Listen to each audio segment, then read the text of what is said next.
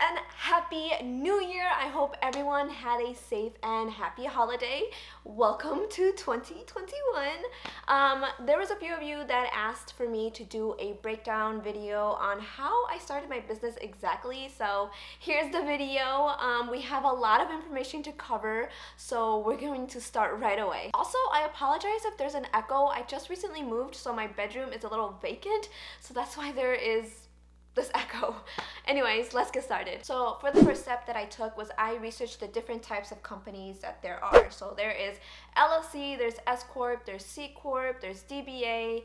So I just got familiarized with that, and I personally went with S Corp. It was my choice of preference. I know there's other designers that choose LLC, but it just depends on like what works best for you and what you want, and also because S Corp is a little more friendly when you're doing your taxes annually. Next up, I looked up lawyers near me to set up a consultation to learn more about the process of setting up a business, because I wanted them to do it and also to learn about their fees.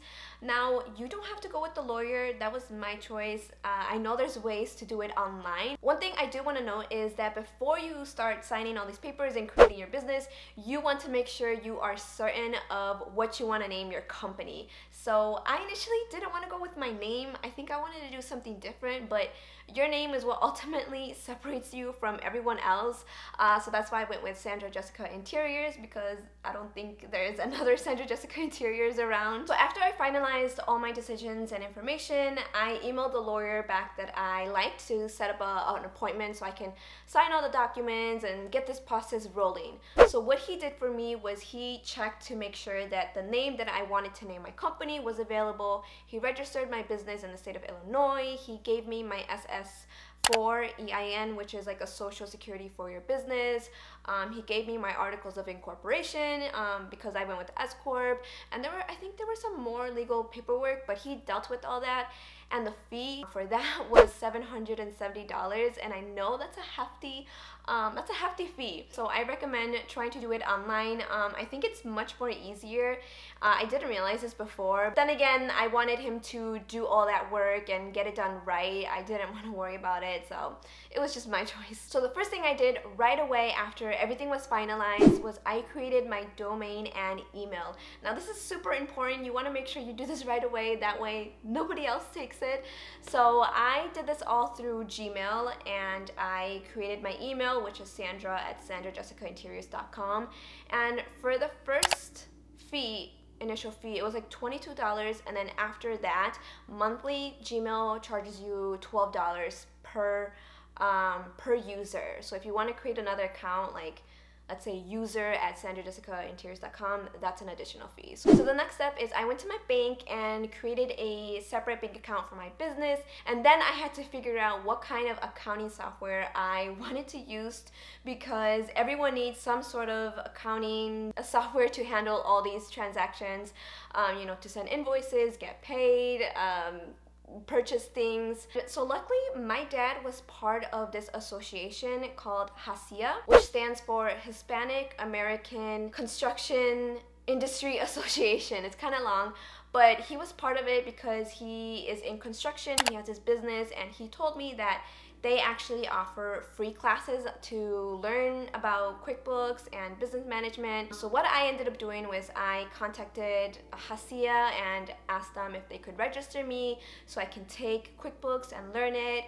Now, in case you're not familiar with QuickBooks, QuickBooks is an accounting software. Now, the classes were online because, you know, COVID, but the teachers and the students and everyone in that kind of program were so helpful and amazing. I definitely learned a lot and made some great connections. So if you guys want to go check them out, I'll have their link down below. They're awesome. They offer free classes. I think it works if you have your own business or if you're part of a business and they want you to take these classes, but there is no fee, absolutely free, and it's amazing. One other thing is I applied to get my resale certificate, and this was essential for me because I am going to be buying furniture items from these vendors and selling that to the clients, so it was essential for me to make sure I had my resale certificate. Moving on, let's talk software. I purchased a year subscription with SketchUp Pro. If you guys don't know SketchUp, it is an amazing 3D modeling software, and that is what I use and live by every day. And then rendering doesn't come with SketchUp, so you have to purchase that separately.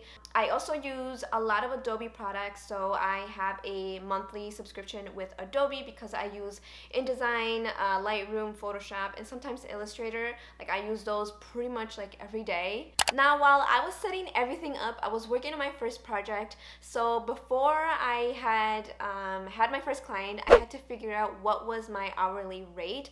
And I feel like this one is always tricky because you just, like, you don't know what to charge people, you don't know like how much you're worth. So I would say just go with what is like best for you. Go with like what feels right. For the website, it's still in progress, but as a designer, you have to build up your portfolio. So I have been working on several projects, working on getting them photographed. I have one more project that I want to photograph, and then I'll release my website. So that's still a work in progress, but I did have to pay a fee for that because I didn't want to have the website's like logo on my website. So, you know, there's always going to be a fee. And now for clients, my clients were kind of word of mouth. So that's how it's been working for me lately. I will have to kind of strategize how to market myself more on Instagram and YouTube. So if any of you guys want to hire me as a designer, I would be more than happy to help you. Now, I didn't limit my design services. I know there's some people that are like, I only offer these kind of services, but for me, like just starting, I wanted to be open to what people wanted me to help them with. It kind of helps you learn a lot along the way, and it helped me learn what I do like and what I don't like. So yeah, I just kept an open mind. I do want to let you guys know that I had money saved to afford these expenses and start my business. So I highly recommend that you have sufficient income to survive on your own and to pay for all these expenses. So make sure you have that before you start your business. Well, that is pretty much it. I know this was quite a lot of information, so I hope I didn't forget anything. I hope you guys enjoyed this video, and if you liked it, please give it a thumbs up. It really helps me grow my channel. I am almost to 1,000 subscribers, guys. So yeah, thank you so much for watching, and I will catch you guys next week. Bye. You know how we do. It's not for me to say you